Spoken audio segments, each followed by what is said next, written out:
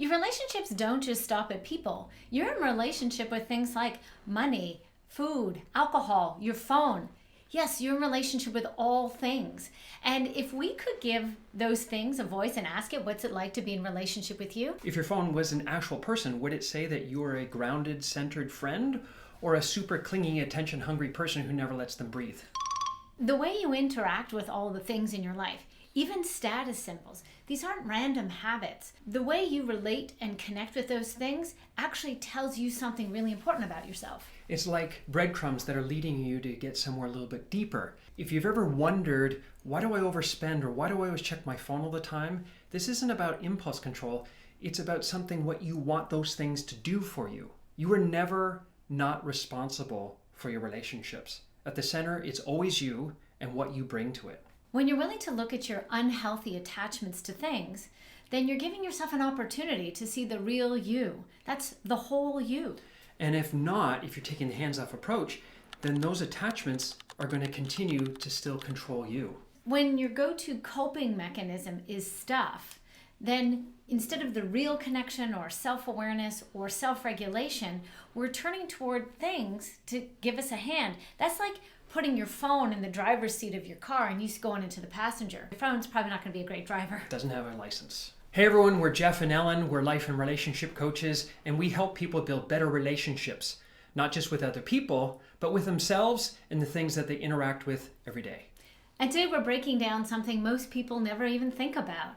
Because once we understand ourselves better, then we have an opportunity for real happiness. I've definitely had some relationship with things that have needed some serious rebalancing. Yep. A big one for me is food. In my household growing up, yes, he knows my journey with food. In my household, food wasn't just fuel or nutrition. It was where sometimes I had to go to get love. It was encouragement. It was happiness. It was avoidance. It was soothing. I think that's for a lot of people. For me, food, it's chips.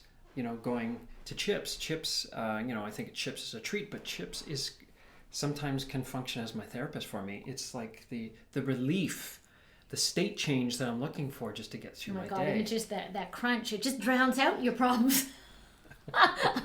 The salty crunch of chips. Yeah. There was a clear point in my life that I remember when I needed to stop, probably when I was reaching for one too many Twinkies. And I knew I needed to change my relationship with food. And I needed to stop and start asking things like, am I really hungry? Mm-hmm. Or is it something else? Am I just bored, depressed, embarrassed, maybe overwhelmed? It was that approach that really changed everything for me. And for me, with my phone, after dinner, I can get anxious, and I'm looking to tune out of that. And so I'm reaching for what I think is, I'm just going to take a break. But it's really that I need a state change. I want to get away from my anxious, uncomfortable feelings that's coming up inside of me. And so I turn on a scrolling, and then I get all these news feeds and all this information and comparisons about what people are doing and what I'm not doing. And then, God, I start feeling worse about myself. And then my system, instead of emptying out, I'm getting filled up with everything. It's making more stress and more uncomfortable. So yeah, we've both had to reevaluate some relationships with things like food, tech, and even money. And today we're going to give you 3 questions to help you do the same thing.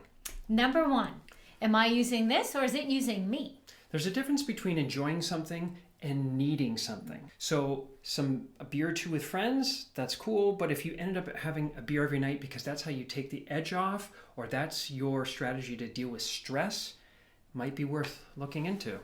The same thing goes for your phone. If you find yourself sort of mindlessly staring at your phone and you're on your 5th video of the raccoon stealing someone's lunch, then you may want to check in with yourself and ask, how do I keep getting here? Number 2, what am I actually looking for here? Most of the time, it's not about the thing itself, because after all, it's just a thing. It's not going to actually reach out and hug you. It's what are we needing and wanting from that thing that we're interacting with? Are we looking for comfort, control, connection, maybe some relief? If you can figure out what you're going after, what you think that thing will give you, then you can look to find that in healthier ways in your life.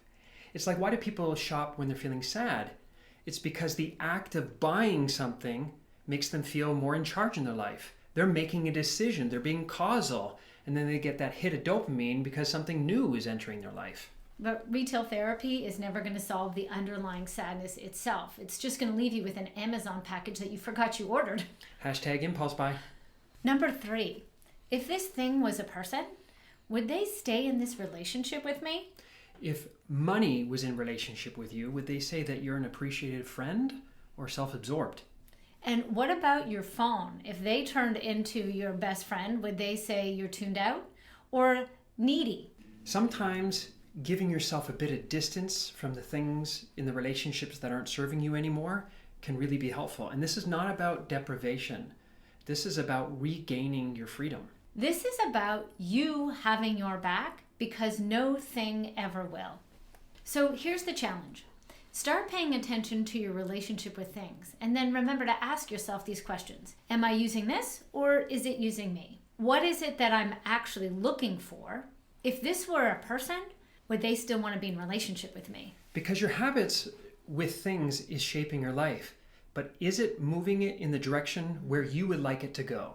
What's one thing you want to reset your relationship with?